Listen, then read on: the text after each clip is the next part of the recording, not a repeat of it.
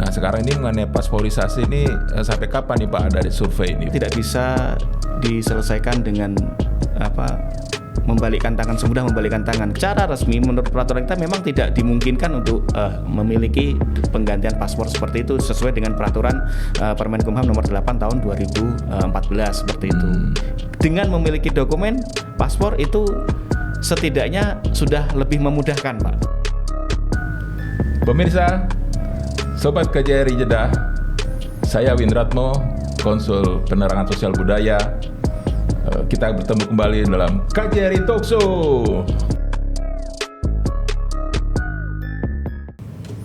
Saat ini kita akan bertemu kembali dengan salah satu narasumber yang cukup penting di KJRI Jeddah, yaitu Konsul Imigrasi Bapak Ahmad Zaini.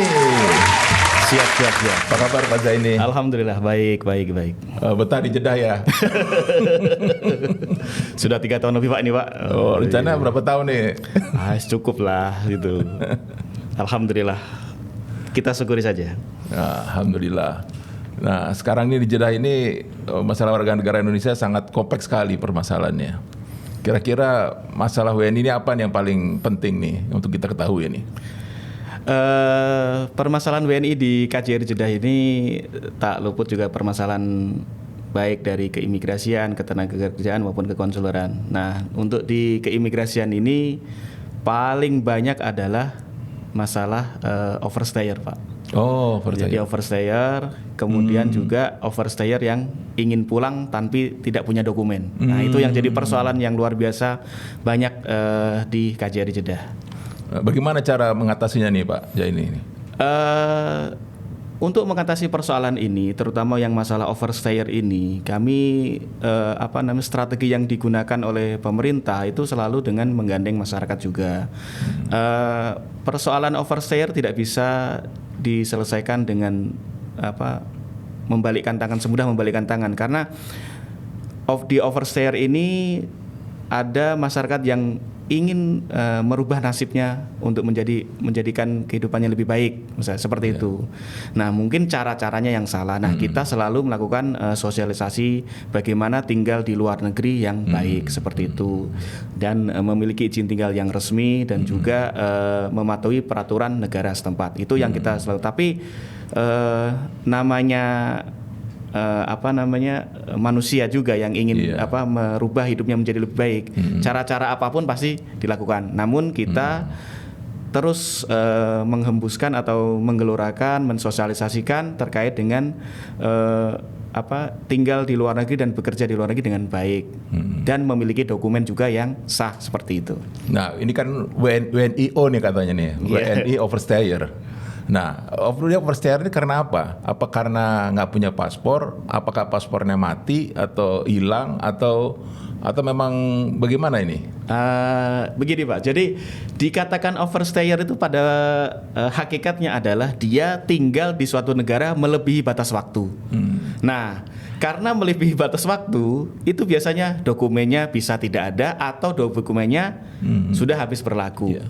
Atau juga tidak memiliki izin tinggal yang sah, akhirnya dia istilahnya melebihi batas, terutama melebihi batas waktu semuanya. Baik apapun dengan visanya apapun, dia tinggal di luar negeri melebihi batas waktu, itu yang namanya overstayer, Pak. Nah, itu kemudian sampai bertahun-tahun dokumennya juga expire. Ingat, dokumen paspor kan cuma 5 tahun, Pak. Nah, dia ada yang di sini overstayer, ada yang lebih dari 5 tahun, 10 tahun, bahkan sampai lebih dari 20 tahun pun ada. Seperti itu. Tapi kan paspor itu kan harus 5 tahun harus ganti kan Pak ya? Oh iya, betul. Lalu mereka ini kalau 5 tahun mesti ganti, apakah menemui kesulitan? Jadi begini, kita sesuai dengan peraturan pemerintah bahwa setiap orang yang berada di luar negeri itu apabila habis masa berlakunya itu harus melakukan penggantian paspor di luar negeri. Namun persoalannya adalah syarat untuk penggantian paspor itu harus memiliki izin tinggal yang resmi di negara tersebut. Nah, bagi warga negara Indonesia ini yang mohon maaf notabene dia bekerja kemudian menjadi ilegal bekerjanya, dalam bahasa kasarnya, mohon maaf deh, kaburan. Nah, ini kan tidak punya izin yang resmi. Iya. Jadi bagaimana dia bisa melakukan penggantian paspor? Makanya kadang paspornya ada di majikan lamanya, dia kabur, kemudian paspornya hilang atau paspornya rusak, dan dia tidak bisa melakukan penggantian seperti itu. Jadi secara resmi menurut peraturan kita memang tidak dimungkinkan untuk memiliki penggantian paspor seperti itu sesuai dengan peraturan Permenkumham nomor 8 tahun 2014 seperti itu. Jadi permasalahan ini mereka kaburan nih Pak ya, sebenarnya itu jadi masalah. Iya, persoalannya adalah satu, dia kaburan. Yang kedua, bekerja tidak sesuai dengan majikannya atau kontraknya, atau ini juga bermasalah juga seperti itu. Jadi tidak cuma overstay juga. Pada prinsipnya sebenarnya untuk membuat paspor itu tidaklah sulit, tidak sulit. Yang penting persyaratannya dilengkapi, kemudian ya tahap-tahapannya. Kalau sekarang ini mengisi janji temu itu dalam artian sebagai pengganti formulir, dan kemudian secara online pilih tanggal, pilih itu, datang bersama majikan, selesai. Nah, kalau mereka udah nggak sama majikan bagaimana? Nah, ini yang kita KJRI sedang pikirkan, sedang membuat program terobosan terbaru, bagaimana kita untuk melindungi warga negara Indonesia yang overstay dari sisi dokumen, terutama warga negara Indonesia yang tidak memiliki dokumen. Nah, ini kita sudah menyusun strategi program yang saat ini dimulai dengan membuat survei dulu kebutuhan akan paspor, dan kita akan mengetahui berapa sih sebenarnya. Selama ini kita tidak mengetahui jumlahnya itu berapa, Pak. Seperti itu. Jadi kita melihat dulu agar terencana dan juga bisa diprediksi persiapan-persiapan apa yang harus kita lakukan guna mengantisipasi banyaknya pemohon paspor dari warga negara Indonesia yang overstay ini, Pak. Jadi mereka ini nanti kalau walaupun tidak dengan majikan, mereka akan bisa mendapatkan paspor gitu ya? Nah, kita akan usulkan peraturannya seperti itu, karena kita melindungi warga negara Indonesia dari aspek dokumen. Masa di luar negeri tidak punya dokumen apa aja, Pak? Dokumen keimigrasian aja nggak punya kan gitu. Kan itu sangat dalam tanda kutip kok sebegitu amat itu gitu loh. Lalu mereka udah punya paspor tapi mereka izin tinggalnya bagaimana, Pak? Nah, karena kan seperti ini, Pak. Jadi kalau terkait dengan izin tinggal ini kan itu kewenangan dari pemerintah Saudi. Visanya nih ya. Nah, visa tergantung. Ya, kalau kita memberikan mereka dokumen, setidaknya ada setengah langkah mereka untuk menjadi resmi itu ada, dalam artian jika nanti pemerintah Saudi misalnya ada program yang untuk itu, ataupun ada majikannya yang ingin meresmikannya mereka dengan melalui tahapan-tahapan tertentu oleh pemerintah Saudi, dengan memiliki dokumen paspor itu setidaknya sudah lebih memudahkan, Pak, seperti itu. Nah, harapan kita sih semua menjadi resmi. Tetapi kan ini tergantung dari pemerintah Saudi. Nanti pemerintah Indonesia memberikan program ini dalam rangka perlindungan kita kepada warga negara Indonesia ini. Tetapi bukan berarti kita melegalkan yang ilegal, itu bukan. Jangan dipikirkan itu. Pemerintah melindungi warga negaranya, seperti itu, Pak. Jadi mereka kalau sudah punya paspor nanti lebih mudah, Pak ya? Diharapkan lebih mudah. Bukan berarti langsung otomatis bisa menjadi menjadi resmi itu. Tidak seperti itu, karena itu adalah ranah pemerintah Saudi, bukan ranah pemerintah Indonesia. Pemerintah Indonesia hanya menerbitkan dokumen sebagai bentuk identitas warga negara Indonesia, seperti itu, Pak. Gitu ya. Nah, mengenai kedatangan warga negara Indonesia ini ke sini yang bukan paspor, menggunakan visa ziarah ini, Pak, untuk kerja, itu bagaimana tuh, Pak? Nah, kalau bagi warga negara Indonesia, terutama pekerja yang ingin bekerja di luar negeri, harus hati-hati, Pak. Jadi jangan tergiur, jangan mudah dirayu untuk bekerja di luar negeri, enak, gaji besar itu, tapi menggunakan cara-cara yang salah. Itu tidak baik. Seperti menggunakan visa ziarah. Ziarah itu kan artinya kunjungan. Namanya kunjungan ya hanya berkunjung. Batas waktunya juga singkat. Nah, kemudian persoalan yang timbul adalah tidak ada perlindungan hukum bagi yang bekerja menggunakan visa ziarah. Itu sangat tidak dapat dilindungi. Nah, jadi banyak sekali. Nah, namun demikian bahwa kita harus senantiasa memberikan informasi kepada masyarakat yang benar bahwa kadang juga kalau membedakannya apa sih? Nah, nah tulisan Arab ya susah juga kan kita itu. Nah, kita juga harus memberikan bahwa ziarah kan itu kan ada bahasanya kan visa ziarah kan. Nah, seperti itu. Jadi kalau menggunakan visa ziarah itu sangat sulit untuk mendapatkan perlindungan hukum terutama hak-hak untuk bekerja. Dan ini tidak bisa hanya di KJR Jeddah yang dalam artian menyampaikan atau menolak atau tidak. Nah, itu harus ada dari Indonesia sendiri, kemudian semua stakeholder, semua pemangku kebijakan harus sama-sama terkait ini. Dari keimigrasian juga sudah menolak itu banyak sekali. Cuma ya namanya orang ingin berusaha itu ya banyak cara, banyak jalan. Nah, seperti itu. Cuma kita harus mengantisipasi bahwa bagi warga negara Indonesia yang ingin bekerja di luar negeri, lihat dulu seperti apa, terus visanya seperti apa, kontraknya bagaimana, seperti itu. Nah, ini mungkin nanti dari teknis tenaga kerja yang akan menyampaikan, karena kalau dari aspek keimigrasian dia punya punya paspor, kemudian memiliki visa, itu tidak ada hambatan untuk keluar negeri seperti itu, Pak. Cuma kita akan mendalami terkait dengan masalah visa ziarah ini. Kita juga berhak menolak demi kepentingan, demi keselamatan pekerja migran kita sendiri itu, Pak. Nah, kalau warga negara Indonesia kita nih sekarang nih tidak punya dokumen, ya kan? Terus dia mau pulang ke Indonesia, bagaimana nih prosesnya nih?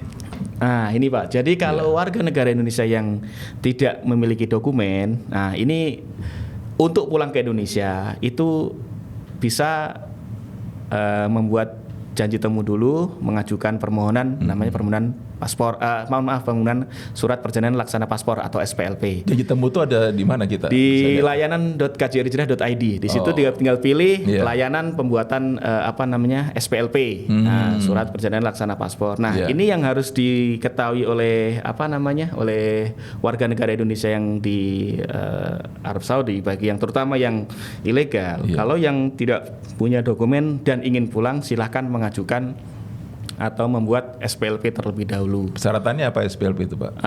Persyaratannya adalah satu, bukti yang menyatakan dia warga negara Indonesia, apapun itu. KTP gitu ya? Iya, KTP atau KK, akte, kopi gitu. Paspor lama seperti itu. Nah, itu nanti, dan harus diketahui juga. Nah, ini kadang kalau nggak ada yang lain gimana, Pak? Ya harus ada, minta dari kampungnya dulu. Oh, kamu dulu. Iya, kan sekarang dikirimin ya? Ya dikirimkan gitu. Dan juga harus diketahui, Pak, bahwa biayanya ini hanya 30 Saudi Riyal. Tidak ada lebih, tidak ada kurang, seperti itu. Iya. Nah, jadi ini yang bagi teman-teman semuanya terkait dengan masalah SPLP, itu biayanya 30 besar tuh 30 Riyal ya. Seperti itu. Jadi sangat mudah sekali sebenarnya, Pak ya. Sangat mudah dan sangat murah dan seperti itu. Lalu setelah mereka dapat SPLP atau bagaimana tuh, Pak? Nah, itu mereka harus mengurus yang namanya izin keluar dari Saudi atau exit permit. Nah, seperti itu. Nah, exit permit dalam bahasa itu bisa dibantu juga nanti kalau exit permitnya. Nah, itu sebenarnya bahwa KJRI hanya mendampingi, Pak. Jadi untuk exit permit ini nanti itu dari pihak yang konsuler, tetapi secara keimigrasian yang namanya exit permit itu adalah tanggung jawab pribadi masing-masing, Pak. Nah, jadi bukan berarti negara harus mengupayakan menerima, tetapi bukan berarti negara lepas tangan, lepas tanggung jawab, tidak, hanya bisa mendampingi, Pak. Karena yang namanya exit permit itu adalah exit yang dari atau izin keluar yang diberikan oleh pemerintah negara setempat, dalam arti seperti di Saudi ini ya, pemerintah Saudi memberikan untuk diizinkan pulang. Nah, warga negara Indonesia yang overstayer ini kan harus menyelesaikan permasalahannya dulu. Iya. Nah, ini yang kadang tidak diketahui. Salah sana nanti juga pulang juga. Nah, bahwa kepulangan secara ilegal, dalam artian yang warga negara Indonesia yang tinggal secara ilegal atau overstayer di Saudi, itu tidak lain dan tidak bukan hanya melalui mekanisme exit dari tarhil. Walaupun udah nggak sama majikannya, Pak. Iya, exit dari tarhil. Walaupun mau lewat istilah bahasanya lewat depan atau mau masuk tarhil, semuanya itu namanya exit melalui mekanisme tarhil atau rumah detensi. Iya, iya. Kalau di imigrasi namanya rumah detensi keimigrasian itu diartikan tahanan dalam rangka pulang. Ya dikatakan penjara lah kalau bahasa kasarnya. Tetapi di dalam bahasa keimigrasian namanya itu rumah detensi keimigrasian. Jadi warga negara Indonesia yang tidak memiliki izin tinggal dan pengen pulang sebaiknya membuat SPLB dulu. Nah nanti kalau dia sudah, ya mohon maaf dalam tanda kutip, dia masuk ke tarhil, itu tinggal serahkan aja kepada petugas dan ini lebih cepat seperti itu. Karena biaya untuk exit permitnya itu bagaimana, Pak? Itu kan biaya exit permit itu tidak ada, itu pemerintah Saudi yang itu tidak ada itu yang seperti itu. Cuma harus diketahui juga bahwa denda-denda yang dikenakan oleh pemerintah Saudi terhadap warga negara Indonesia yang ilegal itu ya kita tidak tahu saat ini memang tidak dikenakan biaya, dia ditahan seperti itu. Tetapi ke depan kita tidak tahu juga apakah dikenakan denda atau dikenakan, karena yang namanya overstayer itu ya itu kan melanggar, dikenakan denda seperti itu. Nah, besarannya berapa sampai dengan saat ini belum diberitahukan. Tetapi yang terjadi selamanya yang denda-denda baik igamah baik overstayer itu di atas 15.000 real seperti itu. Jadi denda-denda seperti itu. Cuma kami atau KJRI saat ini mendampingi proses supaya dimaafkan. Nah, setelah dimaafkan ya pasti ada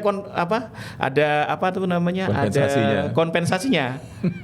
Ya di blacklist lah seperti itu. Nah, jadi bagaimana cara pemerintah Saudi untuk mengatasi overstayer ini, Pak? Nah, mereka di blacklist.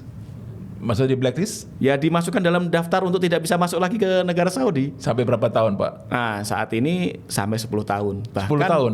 Bahkan mau umroh pun kalau usianya kurang dari 50 tahun banyak yang ditolak. Jadi teman-teman jangan berpikir bahwa dengan overstayer itu indah. Dengan kabur itu indah, itu jangan ada pemikiran seperti itu. Bahwa tapi penolakan itu kok di sini ya, nggak dari Indonesia gitu, udah masuk ke sini tapi ditolak gitu. Kan kalau di Indonesia kita tidak boleh, kalau di Indonesia tidak ada daftar cekal bagi warga negara Indonesia, Pak. Seperti itu. Yang ada kan orang asing, ada juga yang warga negara Indonesia, tetapi kan dia dicegah untuk kasus pidana seperti itu atau kasus pajak seperti itu, Pak. Nah, tapi kalau yang di sini kasus keimigrasian sama dengan di Indonesia juga.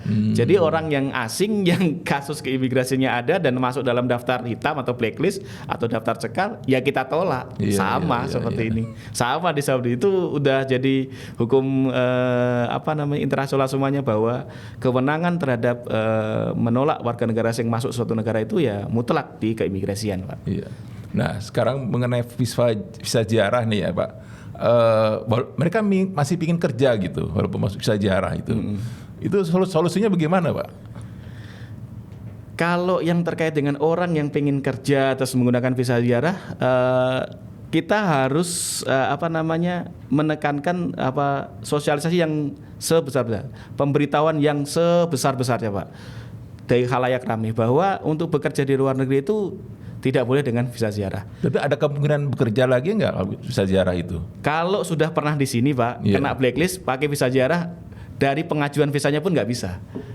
Tidak bisa kalau dia dulu dengan visa ziarah terus dipulangkan terus balik lagi dengan visa ziarah, tidak bisa. Tidak bisa ya. Mengajukan visanya pun sudah tidak bisa.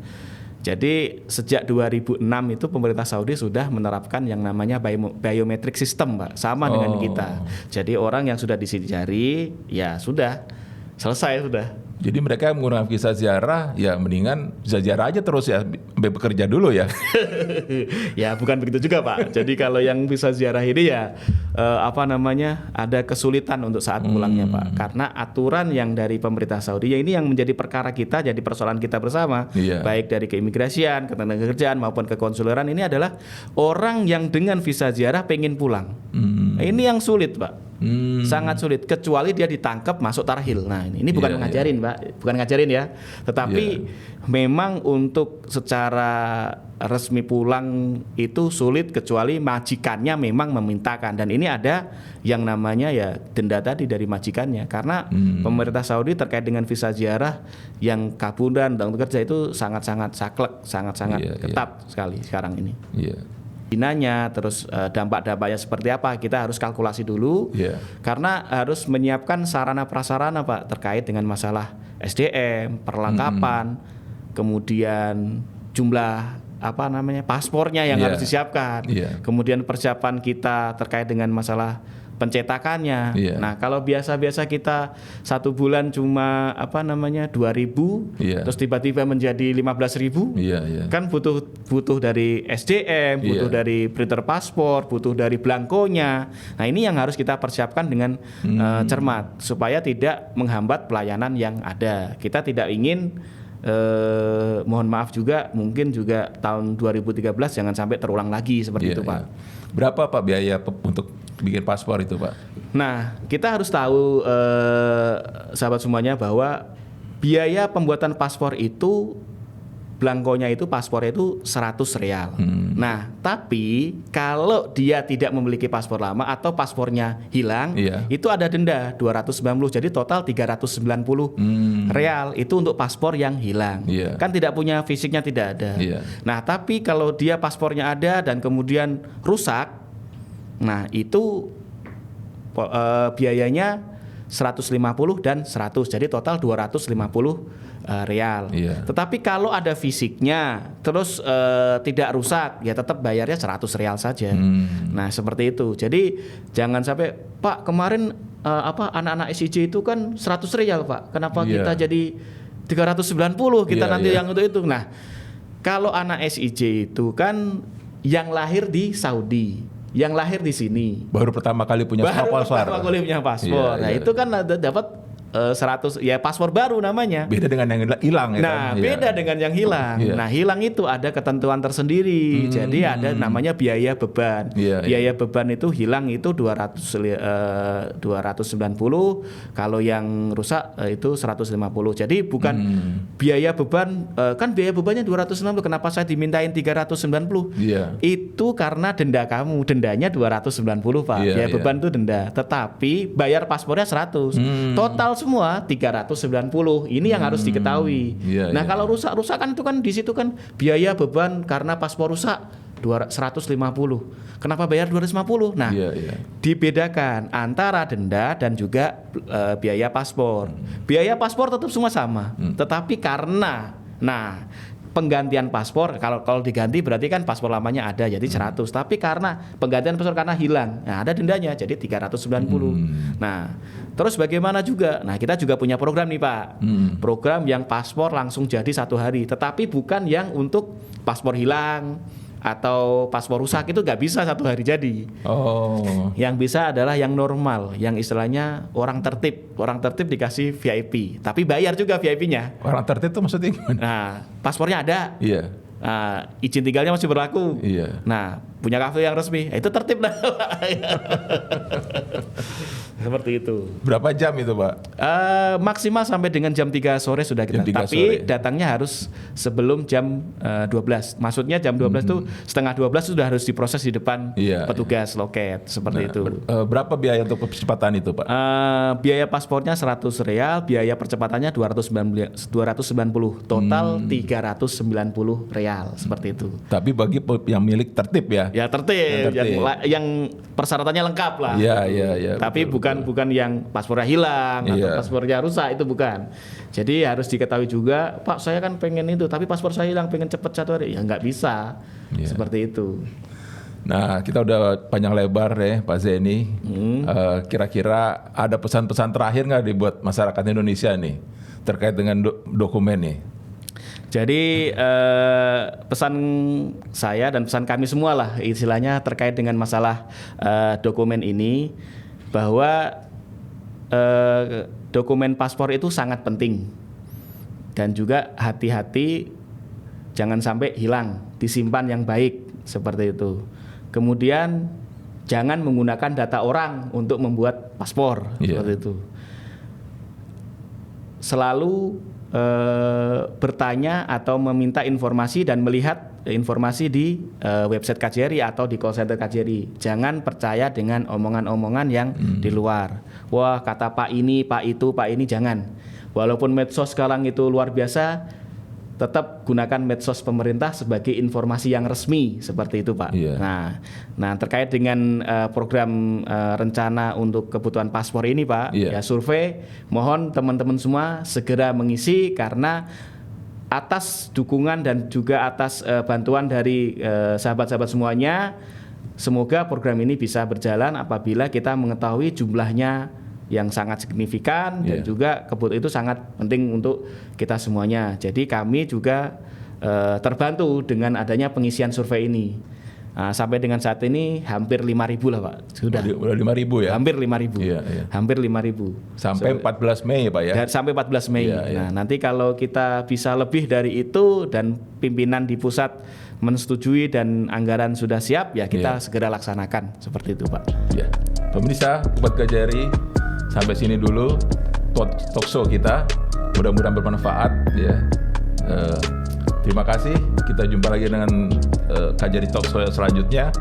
Wassalamualaikum warahmatullahi wabarakatuh. Terima kasih Pak Zaini. Terima kasih Pak, terima kasih juga sama-sama. Salam semuanya. Assalamualaikum warahmatullahi wabarakatuh.